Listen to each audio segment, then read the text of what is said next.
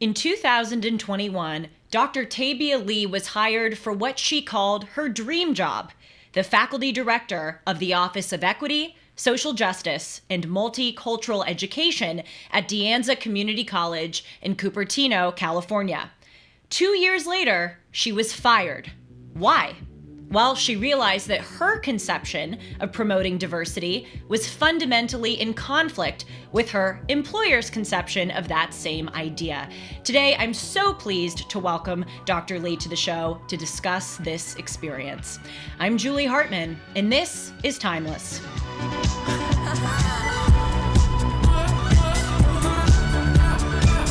Hey everyone, and welcome to Timeless and the Julie Hartman YouTube channel in general. In addition to Timeless, you can also catch my show with Dennis Prager on this channel. That's called Dennis and Julie, and it premieres every Monday at 1 o'clock Pacific, 4 o'clock Eastern. And of course, you can watch or listen to Timeless at that same time, 1 Pacific, 4 Eastern, on Tuesdays, Wednesdays, and Thursdays. Dr. Tabia Lee is a career educator. Since her experience at Anza, she's made it her vocation to expose the deception and dishonesty that is practiced under the banner of diversity, equity, and inclusion. She's also a founding member of Free Black Thought and a senior fellow at Do No Harm. Hi, Dr. Lee, and welcome to Timeless. Hi, thank you for having me, Julie. So happy to be here. Yes, my gosh, we have so much to talk about. And as I said to you before the interview, you have had a whirlwind of the past few months. And I'm just so sorry for what happened to you and the way that you've been treated. But with every bad thing in life, it can be an opportunity to be turned into something good. And I commend you so much for taking that experience and using it, as I said, to make it your vocation, to expose this terrible rot, which, my gosh, with such rapidity has infiltrated into our schools. Mm-hmm. Yes. I'm just thankful. My tenure review committee members, they pushed me out for purely ideological reasons, and they attempted to silence me. But actually, what they did, Julie, was they helped me to reach even more people, and to connect with even more people. And to discover that I had much more in common with an even broader audience who really loves America and wants us to continue this great experiment that we are all involved in, and doesn't want to see the dismantling or destruction of our nation like so many of these activists are pushing for. Yes, it's true that when you're kind of in the culture wars, it's very easy to focus on all the people who are against you because they're so loud and they're so vicious. But then you kind of discover this whole greater community of people who are rowing in the same boat. And that is a really lovely community to discover. So I'm so happy to meet you. I'm so delighted that you're on the show. And we'll get into it. But first, before we talk about the big event, the firing, the exodus from the woke university, let's go back a little bit. I'm curious to learn about your educational background, your upbringing, and how you formed your worldview. Yes. So I grew up here in California. I'm in California, and I grew up in California. I'm a California native. Grew up in the Central Valley, and I was born in Stockton, raised in Lodi. If you're in California, that's like the Central Valley region, a lot of farming areas and so forth. And that formed the foundation of who I was. Sometimes people ask me, how long have you been teaching? And I say, I've been teaching since as long as I was going to school, because I was in a gifted and talented education program, and we were often utilized as peer tutors. And so that's just something that I've always been, involved with. But of course, I got my formal education, and left Northern California and went down to Southern California and taught in East LA public middle schools for over a decade. And there I was a national board certified English teacher and a national board certified social studies teacher, as well as a civics teacher. So I developed a civic education program for my middle school students where none had existed. And these are things that I've always been passionate about. Growing up, I was so now it's common to be a dual enrollment student. So I attended a community college, San Joaquin Delta College, when I was in middle school and high school. And I accumulated so many credits that I ended up graduating from high school early. So I accelerated through the high school path.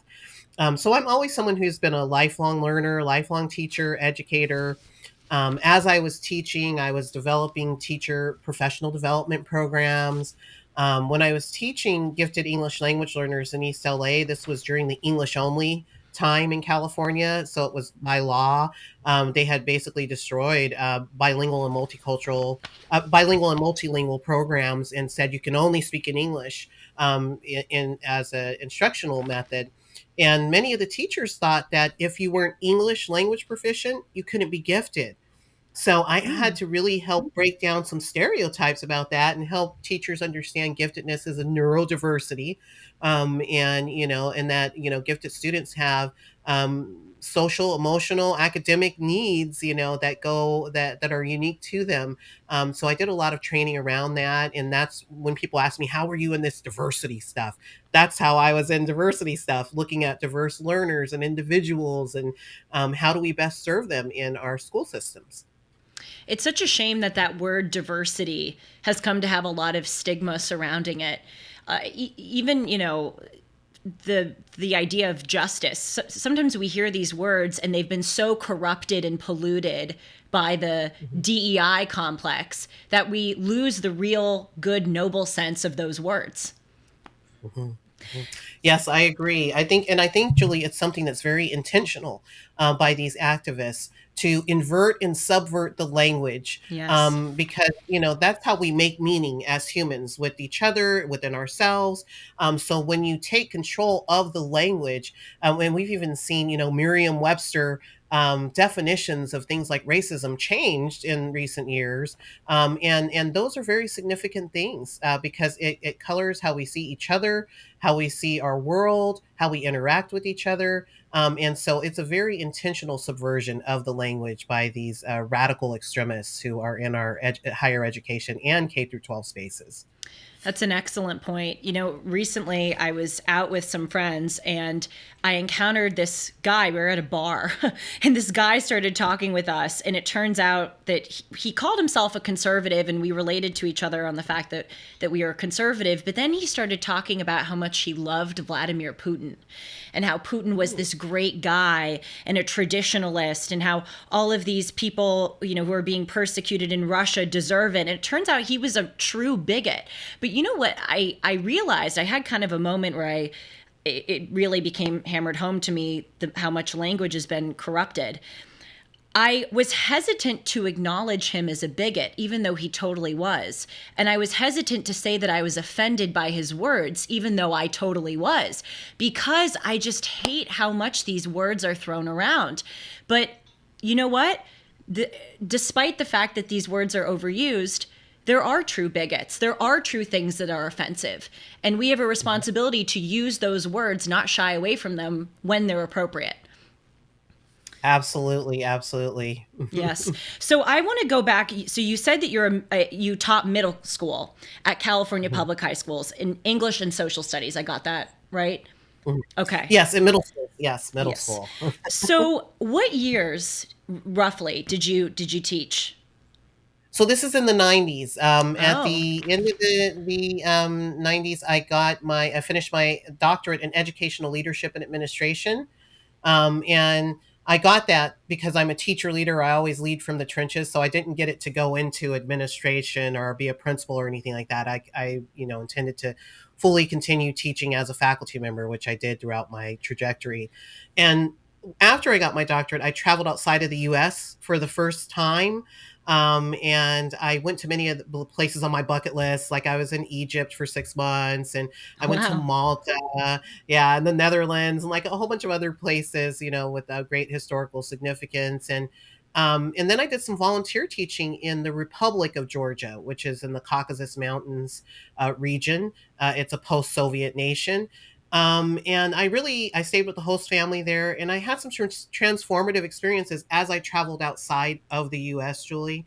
And I am truly now a strong proponent of gap year programs or, travel abroad programs, because I think so often people who live here in America, when you've been born into this great privilege of being an American and having freedom of speech and expression and all of these things that we sometimes take for granted, when you travel to another country and you talk to the people and you see how life is, and you're not just going by, what your professors have told you or what you've assumed about, other nations and so forth, you get a great appreciation for America and all it stands for. And I had just, again, some transformative experiences connecting with the people in the nation of Georgia, as well as, other places that really helped me to just gain a greater appreciation. And when I came back, I was just ready to keep working. And I went into, I thought I'd have like all these job offers,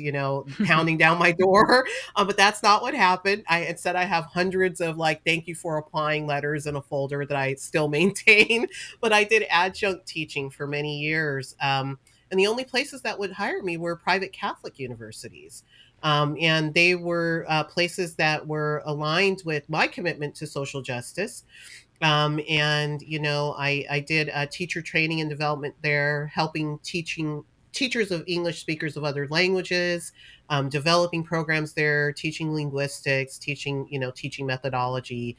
But that full-time position never manifested in those sectors. But I was just thankful to be able to be in higher ed. So I hadn't Hmm. encountered, many things, because I was working in a setting that was taking a more traditional, and I call it now classical approach to social justice, than what I encountered, when I came into the California community college space, which was quite different.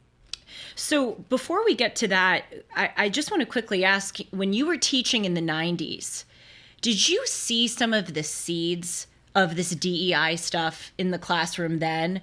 Or was none of the kind of wokeism even present in that decade? I kind of get conflicted sometimes. I can't figure out if this is really new or if the seeds of this kind of rancid thought have been there all along. I would say, Julie, that this has been something that some people call it the long march through the institutions. I Mm-hmm. agree with that assessment. We've seen over time critical theory come through our teacher education training programs. And, many of the activists that did a lot of destructive things, like I'm talking like Weather Underground and so forth, they retreated from their activist positions and got positions in our colleges and universities as professors. And this is well documented. I'm talking about Ayers and all the rest. And they became the people who were training our future teachers, and who were doing this mix of postmodernism, post-colonialism, and all of the things that became the foundations for what were to become what we know as ethnic studies and gender studies now. And these used to be fringe departments, like right on most campuses. And you would say like, oh, okay, that's like the ethnic studies folks or the gender studies, like they're way out there kind of thing. But what we've seen take place, and I think it's pretty unprecedented, is that those fringe departments overtook their Mm. campuses in many instances. And some of the social conditions made it very right for them to be able to do that. And I'm speaking now of more recently, there was a catalyst, if you will, of certain events that took place. We had the pandemic where people were, isolated in their homes, and they were there for 2 years under lockdown. The most interaction they had, many people, was through the internet. And big tech has a very slanted view of the world and reality, that was pushed into many people's homes and consciousness, and for our youth, that was the way they were connecting. And so they were learning about, their race check boxes, their gender check boxes, and all of these other things that weren't part of our regular lexicon, I would say, for most people, but they became very much so rapidly. We saw our media get overtaken. and to become it became subverted. And so when you would open up your newspaper, or if you're online, when you would click your news links, you would see certain words being used in a different way. So it was like this coordinated effort to push through a new way of seeing and understanding the world and being in the world. And I think it went beyond even their wildest imaginations, with certain catalysts like the George Floyd incident, and so forth, where people were outraged and horrified, right? And then we were called to have a reckoning with ourselves, and to act immediately. So these activists were very strategic, and they just had conditions that were ripe to really enable them to reach further and harder. And now, even still, because I want to make something clear, Julie, because sometimes people say, like, okay, well, she's saying that, but in my hometown, that's not happening, or this is just a California thing. You guys are weird out there. I've heard people say. But now you turn on your news and you can see in the street these rallies, pro Hamas, pro terrorist organization rallies that are taking place, not just in California, but throughout the nation. So now even people who didn't maybe believe it, or thought, oh, this is a conspiracy theory, or this is the right or the left, or all these other things that people always say, now we're seeing it's a much bigger problem. And it's a problem that no matter where you land on the spectrum, we all need to be concerned about, because it's threatening to tear us asunder. I mean, I tell people, read the Department of Education codes for various states, not just California, but Arizona, New Jersey, Michigan, Nevada, Washington State. I mean, it is right there, and it is so rancid across the board. And we see it on social media, TikTok. I mean, to your point, people who deny the existence and the prevalence of this whole DEI woke thought, I don't know what to say to them. They're living on a different planet than the rest of us. So you kind of hinted at this earlier in the interview, where you said that you're often asked why you went this route. I'd like to ask that. Why did you choose this job at Anza in the first place? Because looking at the words in the description, again, your title was the faculty director of the Office of Equity, Social Justice, and Multicultural Education. They seem to me to be incompatible with what I understand your worldview to be. So what drew you to want to have that title? Yes. So this title, it was a faculty director for an Office of Equity, Social Justice. So again, this was to support the entire institution around those three topics, and to make a transformation around those topics. And so that's what attracted me to it. When I heard the term equity prior to working at Anza, it meant fairness. And it was the textbook definition, the dictionary definition. Social justice to me meant, and I came quickly to discover we were meaning different things by even that, but social justice meant a classical version of social justice. And the one that aligned with the previous, universities I had worked with, and that the many institutions have been doing for hundreds of years around. So it wasn't something that was like a big leap or anything, or something so different. This was right down my alley, my wheelhouse, the things that I had done for all of my career, working towards fairness, working for equal opportunity, working for social justice, meaning equal opportunity for all of us who are here. And so it wasn't something that was a different or diametrically opposed or anything like that.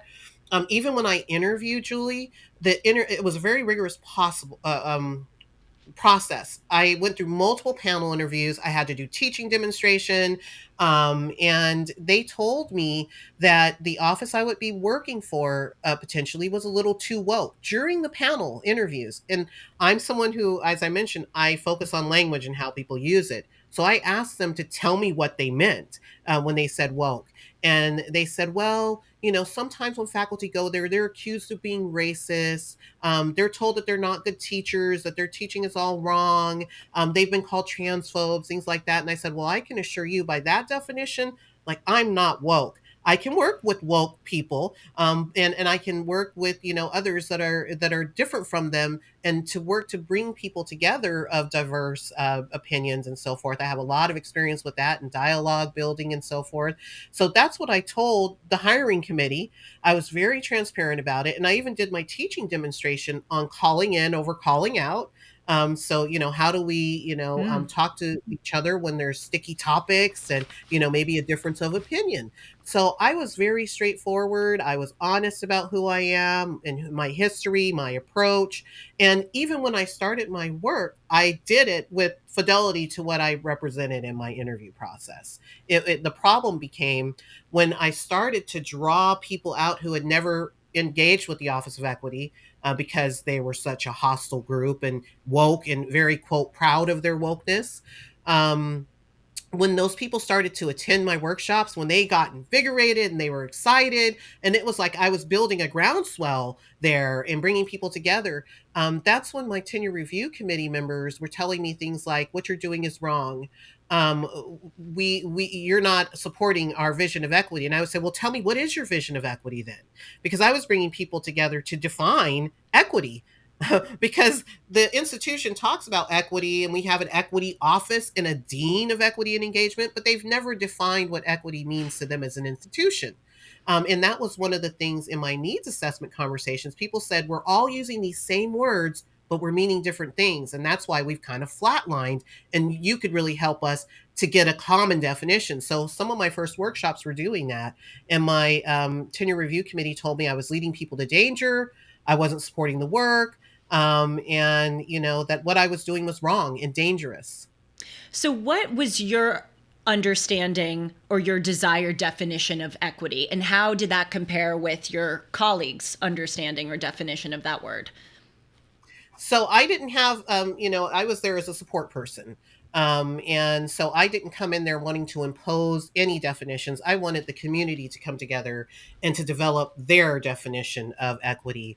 So that's what I was guiding people through. I did one workshop on diversity. I called it the idea workshop. So I did inclusion and identity, diversity, equity and equality, and then access and acceptance. Those were the four workshops I did. And just even the titles of the workshops were deemed problematic by the tenure review committee. They did not like that I put equity and equality together. But to me, as I talked to people and heard from them, and I'm synthesizing what they're telling me, right? And I'm also thinking of, what does the literature say? What are, some of the diverse literary sources? What do they say about these words? And I put forth this suggestion after talking to faculty and staff, members and students who attended my workshops, that equity and equality were intertwined. And that they're preconditions and co-conditions for each other, that you couldn't have one without the other. Because again, going back to that textbook definition of equity, fairness, right? You would need equality to go along with that. And I was told for that, that I was really off base. I was even told by one of my tenure review committee members that I should watch who I cite. They said, watch who you're citing, because we're looking at it too. And we see who that you've put in the slides for your presentation. You have John McWhorter there. You have, several other people they named to me specifically. And they said, these people are extremists. They're right wingers. And we don't want that on our campus. And I said to the committee member who was telling me that, I said, I'm a scholar. And what I do is I review a wide variety of sources.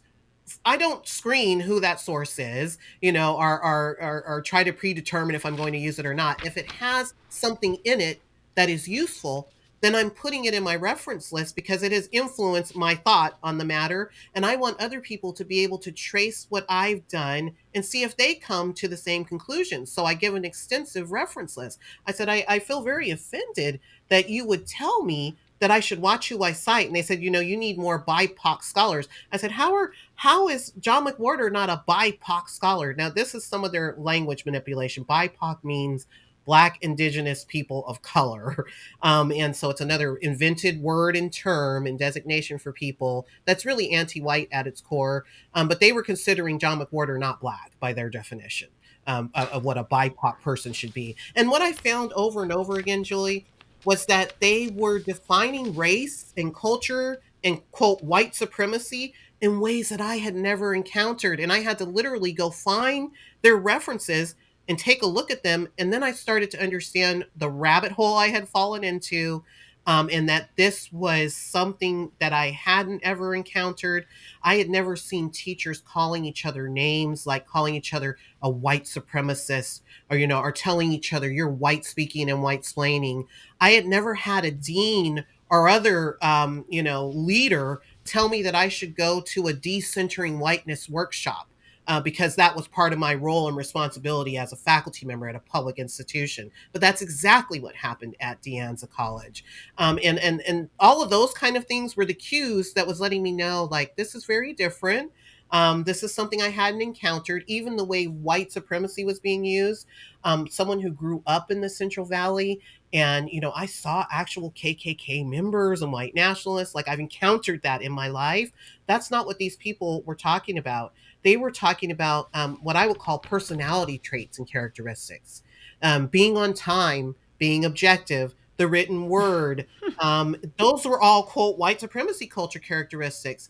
And when I was called a white supremacist under that banner, and I found out what they were meaning when they were saying that, I felt so offended, because I said, if you're saying these are the things we need to resist, then everything I've ever taught all of my students, things I've trained teachers on, how do you be a success in the world? All of those things are being called white supremacy culture. And not only that, as a quote BIPOC woman, I'm not supposed to exhibit timeliness. I'm not supposed to exhibit objectivity. Totally. I'm not supposed to look at the written word. How offensive is that? And so I found the whole thing to be so damaging. And then the fact that it wasn't just De Anza College doing this, it's throughout the California community college system, the system where I came through there. It helped shape who I was as a scholar. It helped me to value critical thinking. And that's what I taught my students and what I've taught, fellow teachers after. And to see all of that just down the drain with this toxic ideology and a whole system committed to it from the chancellor's office down, it saddened me a great deal to discover that. And when you asked me why did I go public, because as I considered the magnitude of this, I went through 2 years of a nightmare. It was an absolute nightmare. They tried to push me out my first year. When they weren't successful, the second year, I was basically shunned, silenced, and actively censored by the senior leadership there. And so it was like I was working just with a small bubble of people who had already kind of discovered me through my workshops, with no institutional support at all. And so they couldn't push me out. And in one of the conversations, I even told them, I said, I'm not going to resign. I've heard about, other people who've resigned previously and so forth, and have been out on extended medical leave because of the things that they've experienced. I said, I'm here to stay here. I've made friends here, and I actually had made friends and brought some people out, and they were starting to have the courage to come out and participate in workshops and so forth. And I said, I'm not going anywhere. I'm not going to resign. You're going to have to fire me. And so that's exactly what they did. MyPillow is excited to bring you their biggest bedding sale ever, just in time for Christmas. Get the Giza Dream bed sheets for as low as $29.98. A set of pillowcases only for $9.98. Rejuvenate your bed with a MyPillow mattress topper for as low as $99.99. They also have blankets in a variety of sizes, colors, and styles. They even have blankets for your pets. Get duvets, quilts, down comforters, body pillows, bolster pillows, and so much more, all with the biggest discounts ever.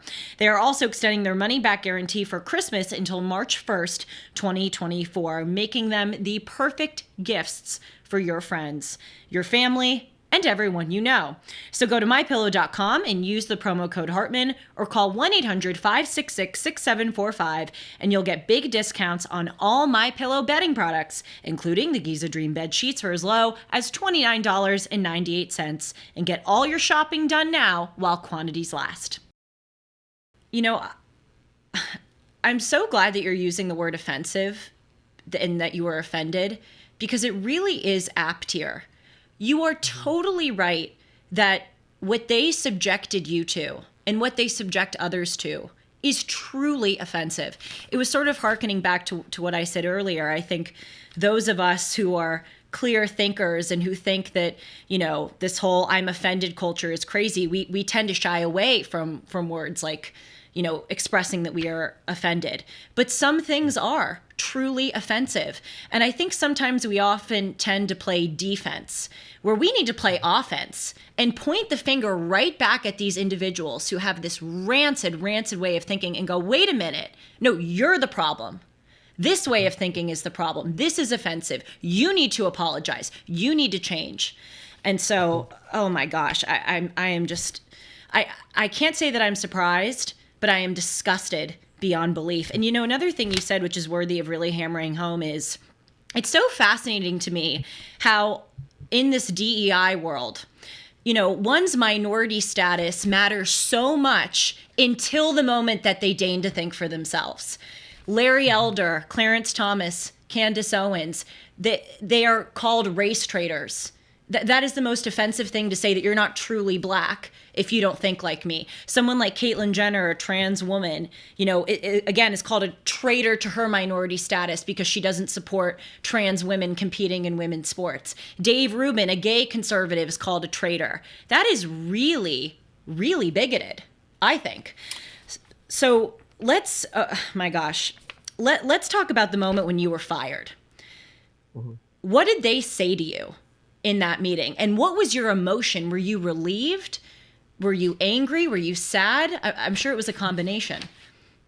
So keep in mind that I had already experienced the previous year a group of individuals going to the Board of Trustees demanding my immediate termination. I had already experienced, and they did a 5-minute struggle session where they publicly maligned me to the board and just invented things and made things up that weren't true.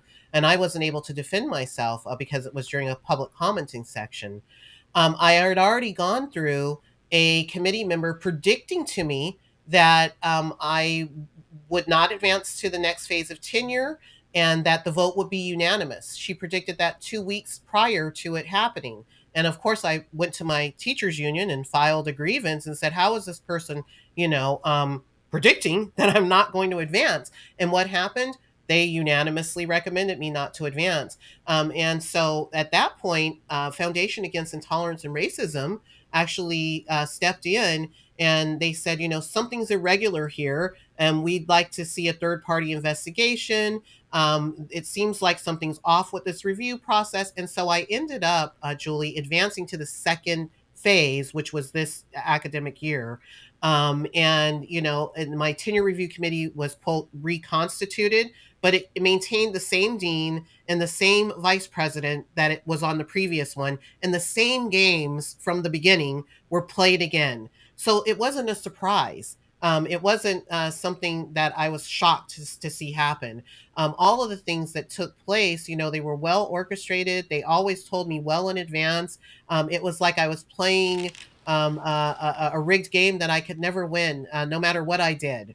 And so, even the things that they put as the reasons for not rehiring me, which were been publicized in the media and so forth, they weren't true and they weren't based in any objective facts about my performance. So it's just something that took place and that went on. And I am truly thankful to Foundation Against Intolerance and Racism for their advocacy for me and their legal team for continuing to work towards rectifying the situation. I'm asking for my position to be restored. I'm asking for my work that I had just gotten started doing for me to be able to continue it. Because I had actually, despite all of the obstruction and all that stuff, I had made progress with the community. I held an anti-Semitism community summit that went on for 5 weeks without any budget or any support from my dean or staff members because they felt that it wasn't important to address anti-Semitism and that Jews were white oppressors according to them. And I told them, how can you say that? And I did express offense. I said, how can you say that when the Jewish diaspora is so diverse? And they had no answer for me. And that's the problem with this toxic ideology. I call it a critical social justice ideology. It puts people in check boxes based on their race and their gender. And it makes those things central to our interactions with each other and to how we engage with each other. And it puts us on a matrix of domination and oppression that you're in for life. So, what happens to human agency? What happens to free will? What happens to, objective thinking, objective thought, critical thinking? All of those things are squashed under this worldview. And that's why it's so dangerous to have it in schools and so dangerous to have it, in any institution in America. It's anti American as well. Amen. Dr. Lee, I love that you are trying to get restored to your position. I so admire you for taking that route, because a lot of people would just sue the school, try to get some money and damages. But no, you are so committed to your, true educational endeavors, to uprooting this nonsense. And I just want to shout out, because you've mentioned the Foundation Against Intolerance and Racism, that I recently on this show, Timeless, interviewed the director, Monica Harris. So I encourage everyone to check that episode out. Another fantastic pro-American crusader against this, as you just said, anti-American nonsense. So I'm so glad that you guys are partnering together in this very noble and needed fight. So zooming out a bit, do you think that there are any people, students or faculty, who can be reached? Like, what is your assessment of Anza and I guess community colleges in general? Are there a lot of silent kind of supporters of you and people who know that this is nonsense, or are the vast majority totally all in with this way of thinking? The majority of people, Julie, they realize and see the toxic nature of this ideology, and they're not on board with it. But what they work and operate on intimidation and fear. And Mm. so most people are in environments where, they don't want to speak up and lose their job like Lee did, right? They don't want to lose their health benefits. So it's a small minority holding the institution, in this case, and others in the area, hostage. And there's a silent majority who, is just sitting there, and they don't want to be targeted. They don't want to be called a racist. They don't want to be called transphobic. They don't want to be called any of these names and have their educational careers ruined. So we have these fringe activists who are now at the top of everything. They're heading the academic senates. They're in senior leadership, roles in our community colleges and other spaces, and they're guiding things. And that's why I think it's so important for people from the outside to start looking in more and saying, I want to see the curriculum there. I want to see what's in, your ethnic studies program. What's in that gender studies program? What are you teaching our students and our community members on the taxpayer's dime? And if it's ideologically corrupted, which most often it is, then we need accountability for that. And we want that out. We want viewpoint diversity to happen in our college campuses. We want, people to be exposed to a variety of ideas, and to make up their own mind and their own decision, especially with adult learners, right?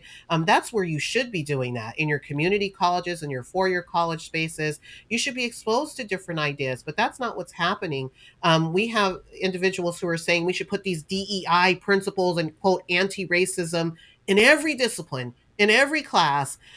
We should have these racial affinity groups who decide, who's going to be represented and how. And all of that's just so toxic. And that's why I'm just thankful, for opportunities to collaborate with people, and to develop other ways of seeing and doing, quote, the work, especially around ethnic studies. In California, we have activists who are trying to make it a graduation requirement to take a ethnic studies course. And those courses are in the liberated ethnic studies model. And that model is critical social justice, critical race theory, cultural Marxism, all of the above, gender identity ideology, all of the above is embedded in there. And so every single student in the state of California will have to take that class to graduate. They will be indoctrinated potentially in that ideology through single courses and through their discipline courses, because now it's spread throughout. And we need to really get a handle on that and have some alternatives. That's why I'm glad to be working with Coalition for Empowered Education, where I'm developing a pro-American alternative that is pluralistic for ethnic studies. And that includes more than, what's funny? It's not funny, Julie, but they've identified 4 ethnic groups to be worthy of study. Only 4. and multiple groups are not included.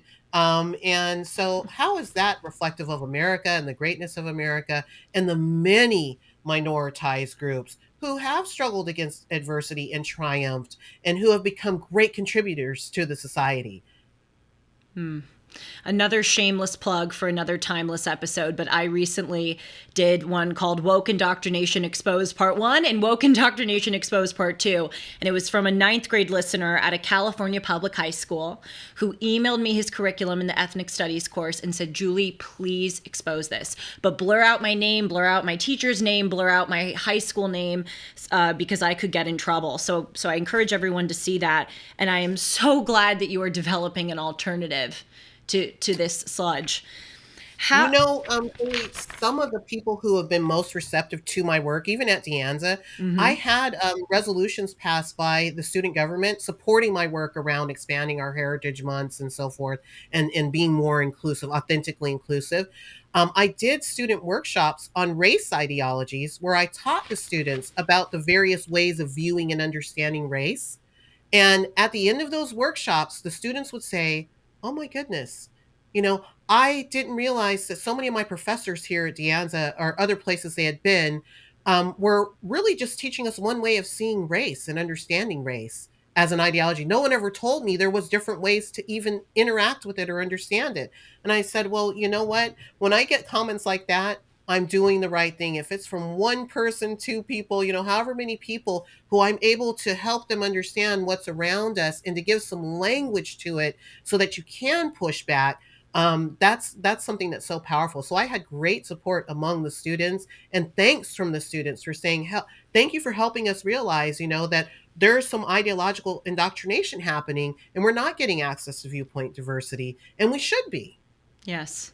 It's a powerful thing when people hear the truth. It resonates. Of course, that's not true for many swaths of people, but I think especially among young people, there's this sense of I know something is off. I know this isn't quite right, and I think they're yearning for an alternative. And so God bless you for providing that alternative. You were talking about this a few minutes ago, how there are people, as I just sort of said, who are getting it, but they're afraid to speak up. And you know what? I say all the time on this show, I feel so privileged because I get paid to espouse my values. A lot of people who have to put food on the table for their families do not have the luxury to fight against this in the same way that someone like me does. So when I see someone like you who did lose their job and you are putting, yourself, your vocation on the line, I want to do everything I can to support you. So my final question to you is, how can I do that? And how can my listeners do that and just really support the work and the alternative that you're presenting? Well, I would encourage people to please get connected with me. I'm thankful, to be working with the Coalition for Empowered Education. You can find our website, Coalition for Empowered Education. It's empowereded.org. We're a multi-ethnic coalition. So if you are a group or individual that wants to get involved, that would like to develop some lesson plans for our empowered education ethnic studies model, we welcome that. And you'll be hearing from us as we ramp up and finish the framework up. I expect it to be launching in the spring of this coming year, and I expect to be doing teacher training, teacher support, teacher development, and taking it to not just places in California but nationally, right? Because now this is a national movement around ethnic studies. That's just one small thing that I can do. You can also connect up with me through the Journal of Free Black Thought, and Free Black Thought is an organization. I'm a founding member of that organization, and we remain committed to elevating heterodox Black voices and perspectives about Black culture and life. And then, of course, Foundation Against Intolerance and Racism continues to be just an ally for me. They stuck with me for the 2 years, the nightmare Mm. that I experienced, and even after that, they're still right beside me. So I encourage people to please support their legal advocacy fund because it helps not just my case but other cases that are combating these toxic ideologies, and looking to, realize the aspirations of our Constitution and, the foundations of our nation. These are so important. It's so critical right now. When you see people marching in our streets and they are supporting known federally designated terrorist organizations. I saw one clip where a person was climbing on a statue of Benjamin Franklin, and he put a keffiyeh head dressing on him, and then he wove a flag of another nation in front of Benjamin Franklin. And I find those kind of things, they're not just symbols. They're not just slogans that are being chanted. These are desires to destroy and dismantle. And we need to start addressing those head on. And we need to come together and say, no, we're not going to go for that. We're not going to stand by anymore. It's not, maybe I'm impolite in this moment when I tell you to take that off of that statue and stop desecrating American icons and, and imagery. We're just not going to stand for that. That's not okay.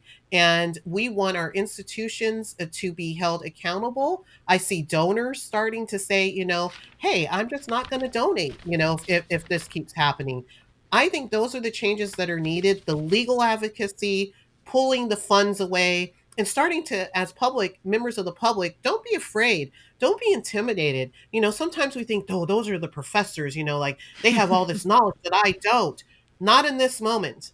Not in this moment. We have a lot of activists who have no idea about developmentally appropriate education, or even just values-based and standards-based education. They have no knowledge of that, and they're hoodwinking everyone, and they've cowed everyone into submission. And many of us are starting to stand up and say, no, we're not going to see this again. We don't want the rioting in our streets. We're not going to defund our police departments. We are going to stand up for what makes this nation great. We're not saying it's perfect or we have no work to do. No one's making any of those claims. We are imperfect, and we are working towards great aspirations that have been laid out in the Constitution, and we're going to protect and value those.